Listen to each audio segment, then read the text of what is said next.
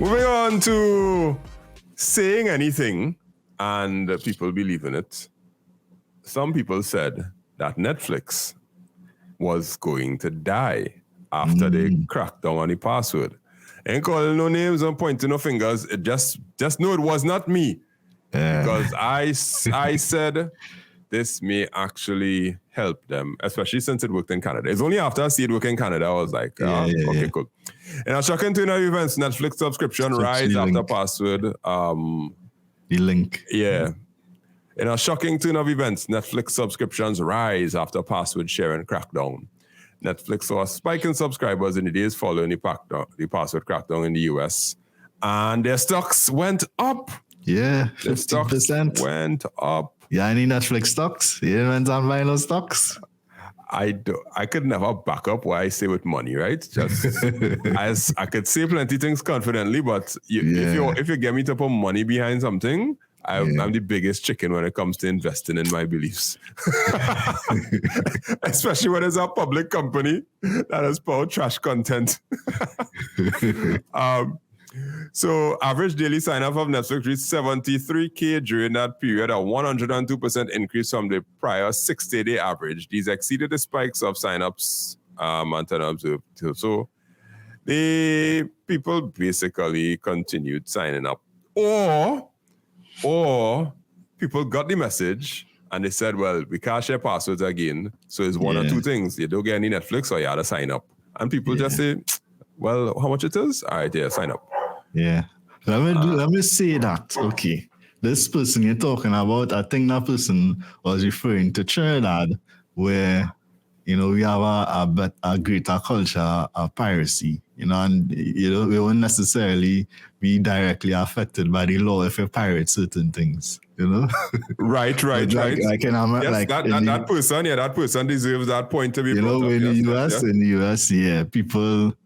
And I mean, I would admit I've spoke to a few people that, they make a couple, a little noise in the beginning. Yeah, I go cancel. Blah, blah, blah. And in the end, it was like, when it come around, you pay for the extra account for me, right? And then somebody was like, I feel like I'll just create a new account. And, so a few people, they kind of, they make the noise in the beginning. And I was like, that's pay the money.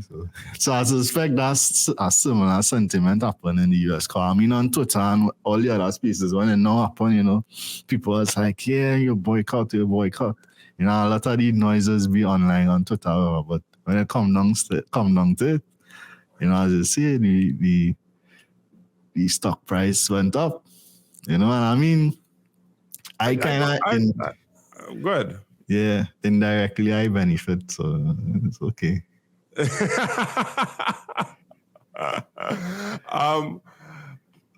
Honestly, I think that they don't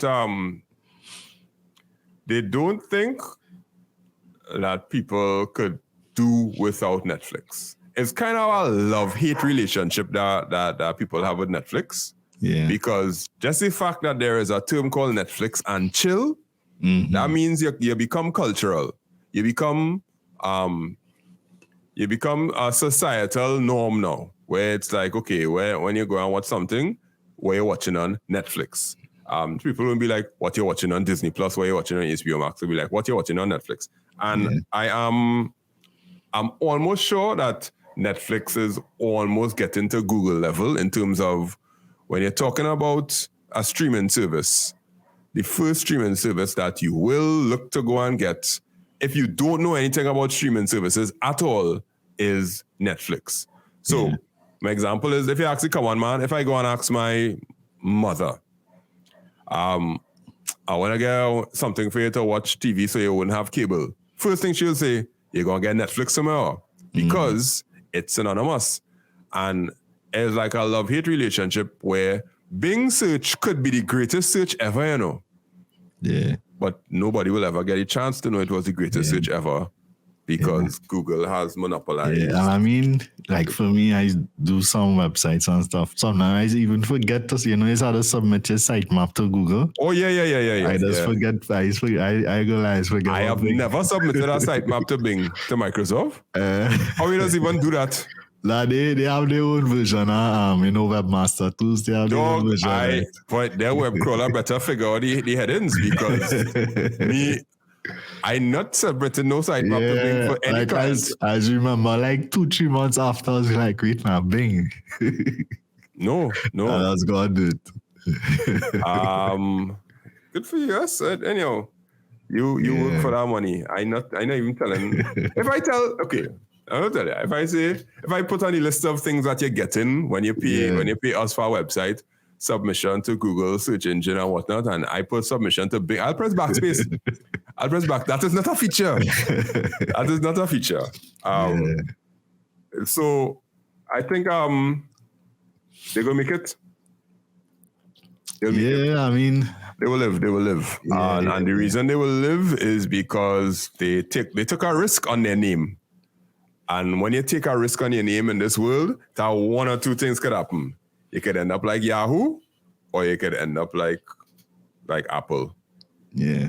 Because talking about Apple, I mean, I know there's not really part of it, but what do you think about the VR headset? What they call it? The app something pro? Something pro. All I know the name it is Vision OS. Vision OS is the name it, right? I watched a few videos on it and I said, this is nice, but it's a big risk, boy. It's a big risk because they put a lot of effort into all kind of things about reading your iris and all that kind of stuff. Yeah, so I don't know if you look at, any video I saw on it was MKBHD? Yeah, and he was like, the amount of sensors they have, in terms of seeing where your eyes and, so that in that sense, I was like, What gonna happen is the privacy watchdogs gonna start to come down on that because now it's not just facial detection you have eye data stored too. And if you have all that data on a human being, that's not something to play with.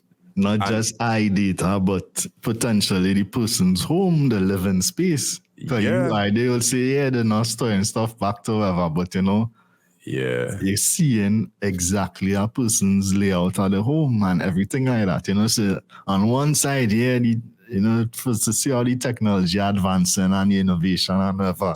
But at the same time, and I think somebody made a reference to Ready Player One or whatever. Ready Player One, yep, yeah. I saw that, like, again. So I don't know, but I like the fact that they in true Apple style, they put real effort into a lot of the technical things that others are failing at. Yeah. And like the reaction time and the fact that you don't get sick and all that kind of thing. That's really, really good stuff. And of course, well, the price is Apple. Yeah. So, I think I saw they're looking at delivering a cheaper version in 2 years' time or something like that. But that's given if it actually catch on, because I mean, it's launching next year. Yeah, next year.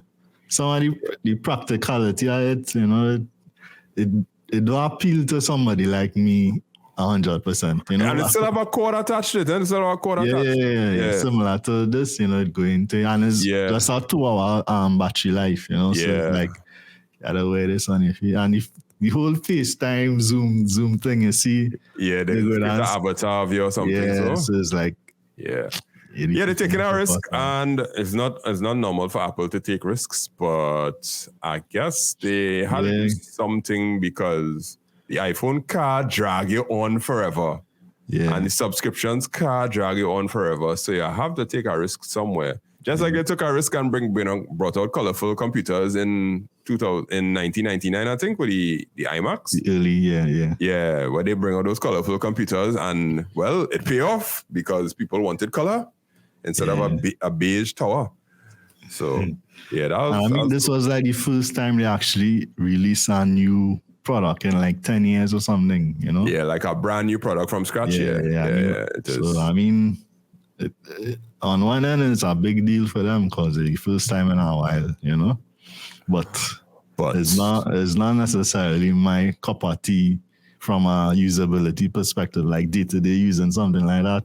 Not really, but like any chance to use it and experience it for a little while, I would want to do it, but practically, but But like in a practical sense, probably not.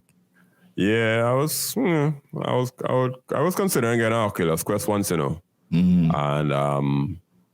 it's too expensive, but yeah. And now this way too expensive. One good thing I remember is that it's not tied to your iPhone or your Mac or anything. You could use it as a standalone OS, device, and that's nice of them.